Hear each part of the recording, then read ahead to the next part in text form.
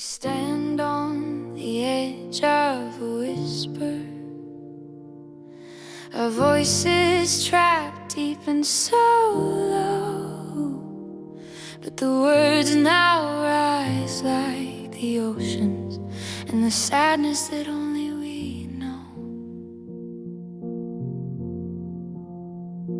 Woman, adult, human, female, not hard to define, but they twist and turn, they blur the line. Women's dignity discarded, our rage begins to build a tidal wave they can't conceive. Let women speak, let the truth ring clear. We've been shouting, but they refuse. Hello, how are you? What a great day to come back. So sorry, I've been gone for so long. Stuff happens. I have to tell you all about it at some point. But today belongs to the Darlington nurses. So let's have a little listen what they had to say today.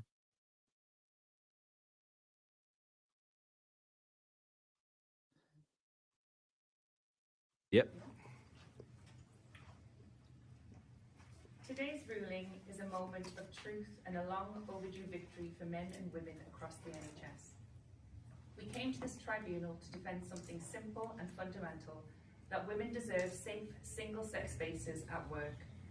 Today, the tribunal has confirmed what we have said from the beginning, that requiring women to undress in front of men is not equality, it is a violation of our dignity. This judgment recognises the intolerable and degrading situations women have been placed in. No woman should ever have been told to broaden her mindset or compromise when raising legitimate concerns for her safety and privacy. By ruling in our favour, the tribunal has exposed the profound injustice of a policy that placed the feelings of one man struggling with gender confusion above the rights and well-being of women simply trying to feel safe at work. The NHS cannot ignore this any longer.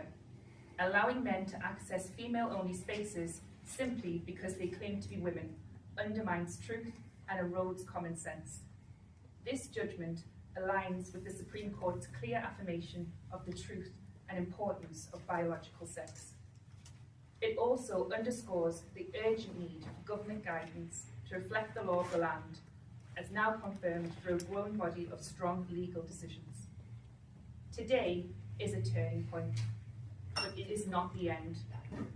All NHS trusts across the country must urgently review their policies and ensure they are lawful and protective of women. We have compassion for our colleague and for others who are suffering with gender confusion, but compassion must never mean asking women to surrender their dignity, safety, or boundaries. We will continue to stand up, speak out, and fight for every man and woman in the NHS to be able to come to work without fear and in light of the truth. What happened to us must never happen again.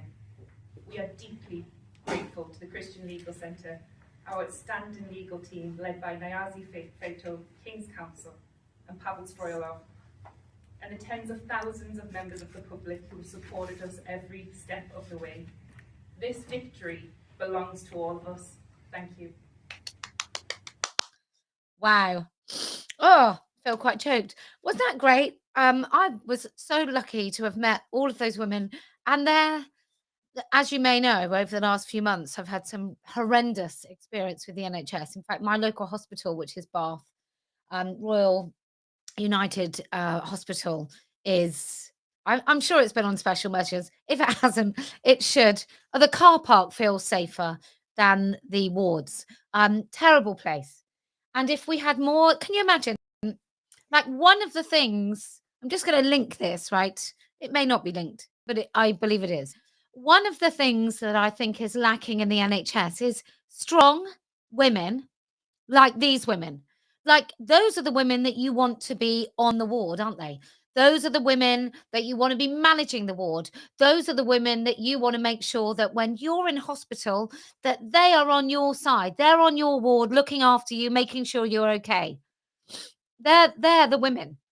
And I can't imagine over the years, if we look at transgenderism and the shit that the NHS has done on the basis of pretending men can be women, right? Or women can be men, and the mutilation of children and the sterilization of children and so on. If we look at all that and we ask ourselves, how many of those women just left?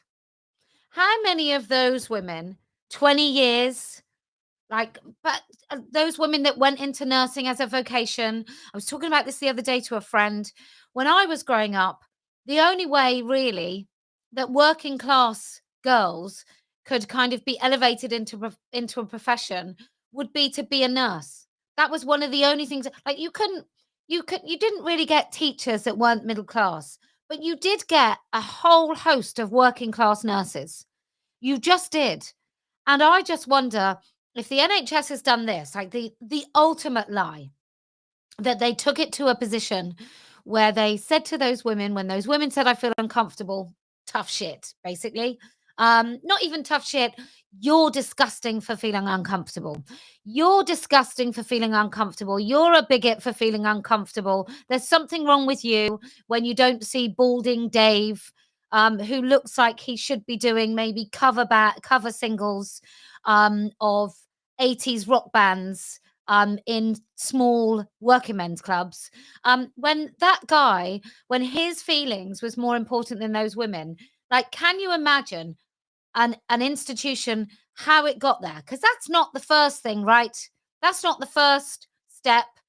Oh, we're an upstanding, wonderful, perfect institution. Oh, now we let men wank in, practically wank, or save stuff for masturbation over women in the changing room. And especially delighted when those women feel uncomfortable and say they're uncomfortable and show that they're uncomfortable. In fact, whoop-de-doo, one of them looked like they were having a panic attack. Wow, that is just the ultimate pinnacle of my, I want to make women feel uncomfortable. Now I'm a real woman. Right? Yes, all fired, says Helen. You're absolutely right, all fired.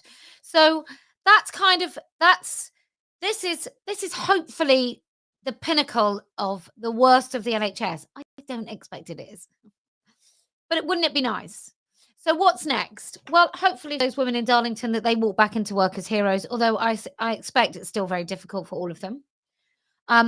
Hopefully this has cost the NHS a lot of money, but as you and I know, the people that spend the NHS's money, they still retire on fat, great big gargantuan pensions.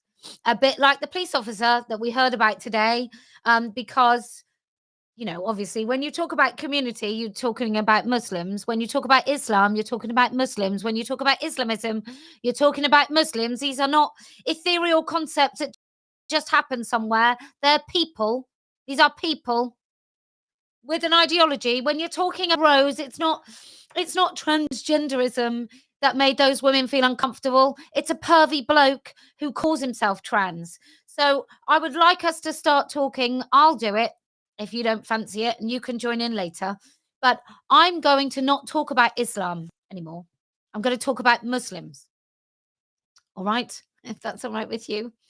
But anyway, what I'm hoping is that it costs the NHS a lot of money, the sort of money that no other NHS will want to pay out. And we know that they probably pay out a substantial amount of money for patient care, bad diagnosis, and so on.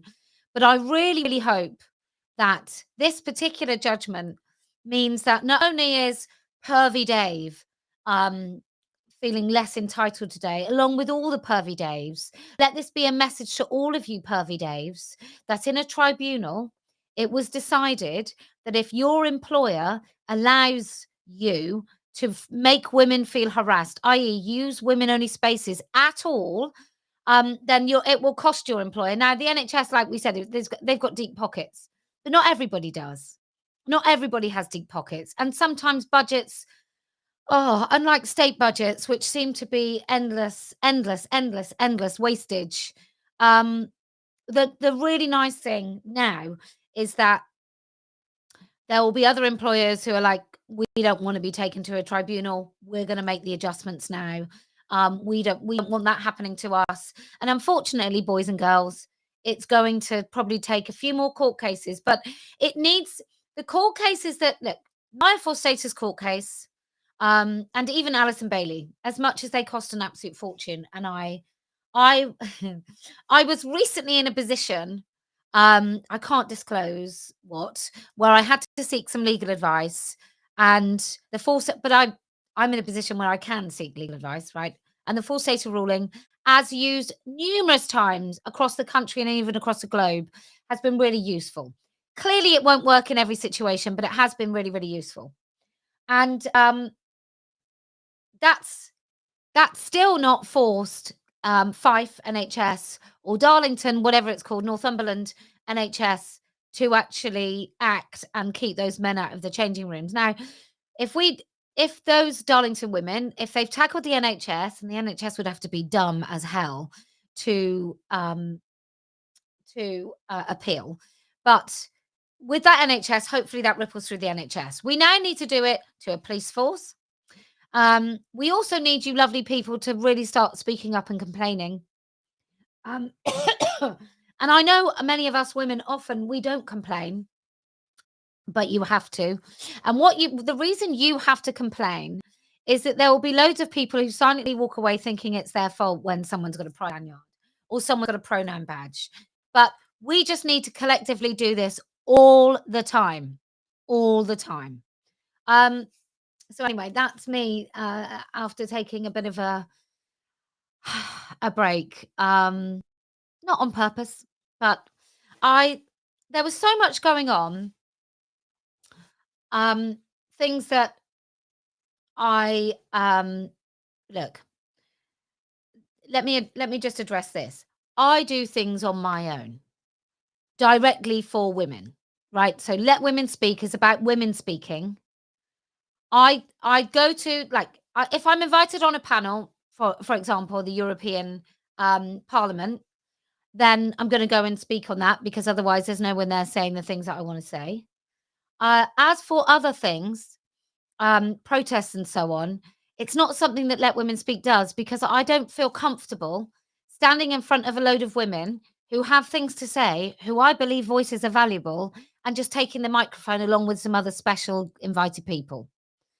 There are exceptions to that, I'm sure, but I just want to make that really, really clear that Let Women Speak is my baby, and it's something that I believe has been absolutely instrumental in enabling women to speak for themselves, and that's what I hope.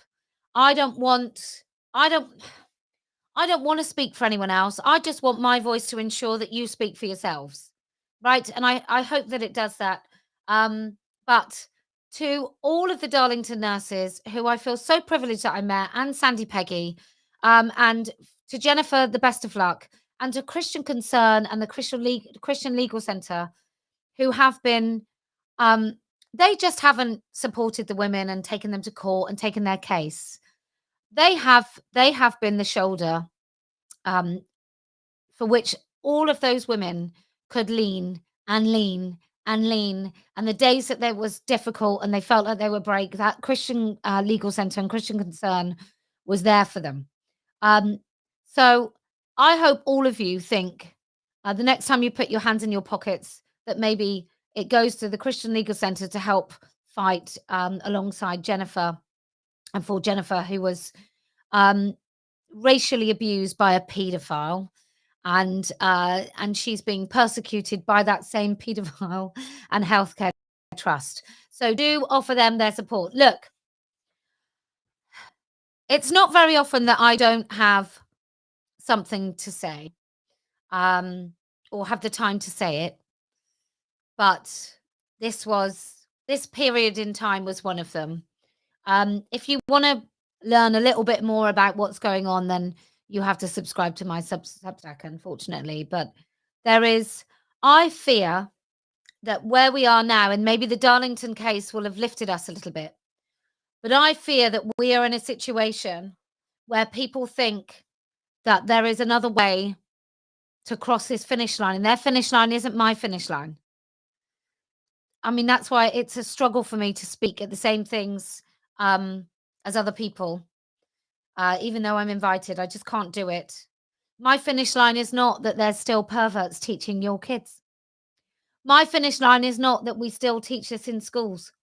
My finish line is not that these men feel safe and okay about wearing their fetish to work. That's not my finish line. My finish line is not to say that, not all men are bad that use women's spaces. Yes, they fucking are. Every last one of them is a predatory pervert who uses a woman's space.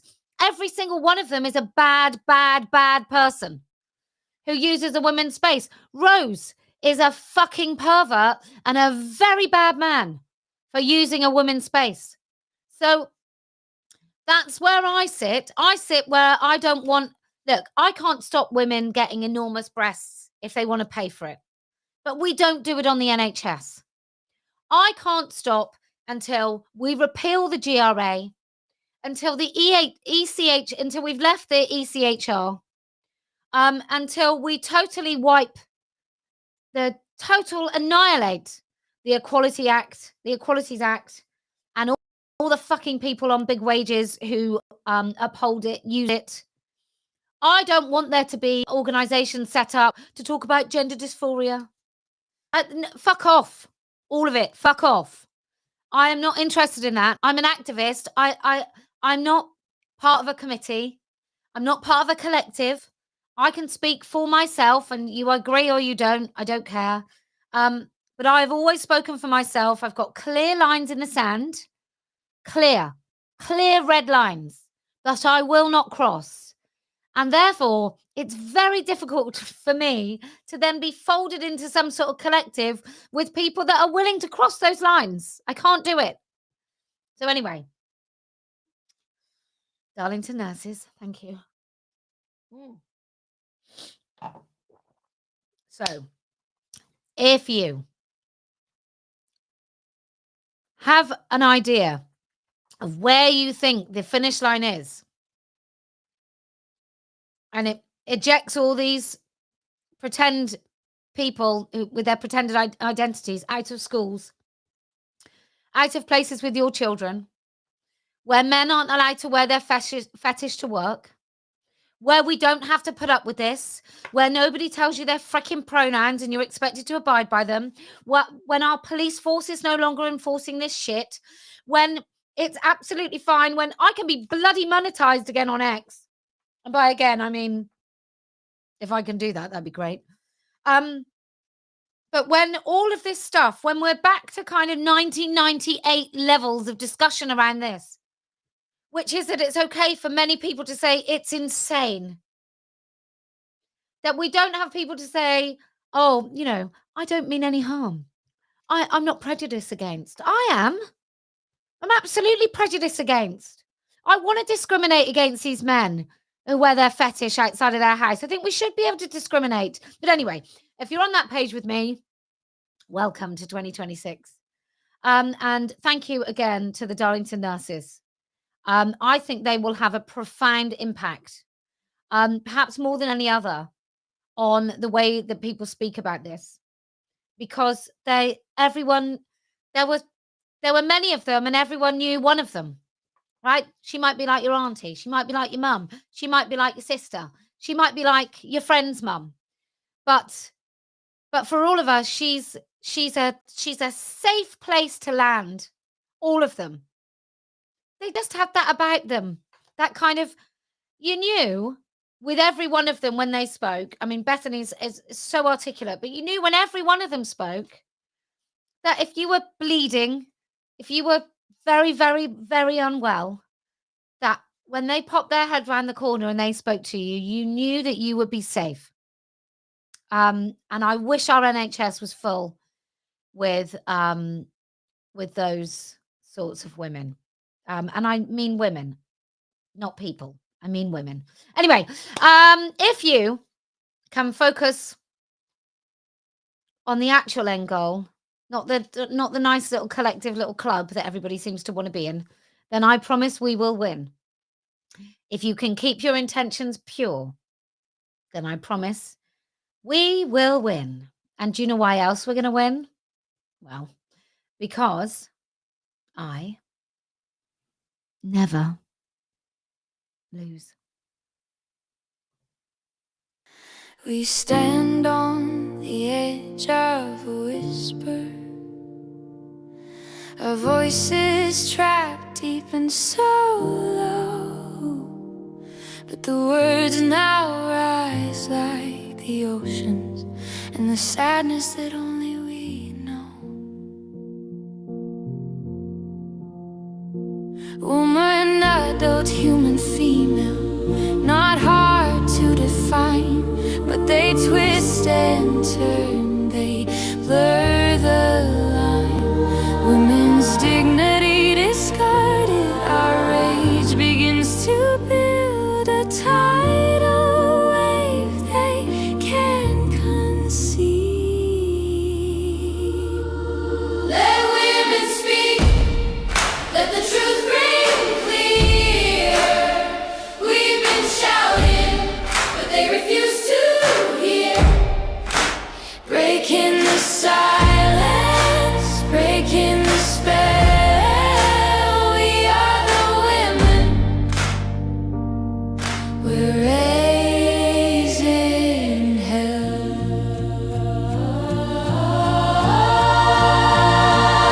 They've stolen our language, they've taken our rights, but we'll never give up or stop this fight.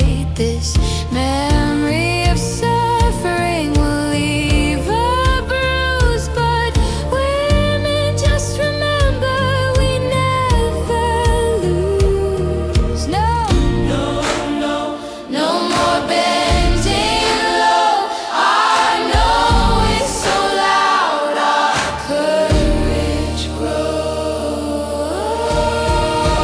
Let women speak, let the truth ring clear. We've been shouting, but they refuse to hear. Breaking the silence, breaking the spell. We are the women, we're raising hell. Her voice shakes, her hands tremble, and she's so scared. The years of silence have put her there, but the words fill the ether, hour by hour, and as her voice rises, she finds her power. At the top of her lungs, she screams, she's a man. This is our space, it's where we stand. No more shadows, no more disguise. Let the fire burn, no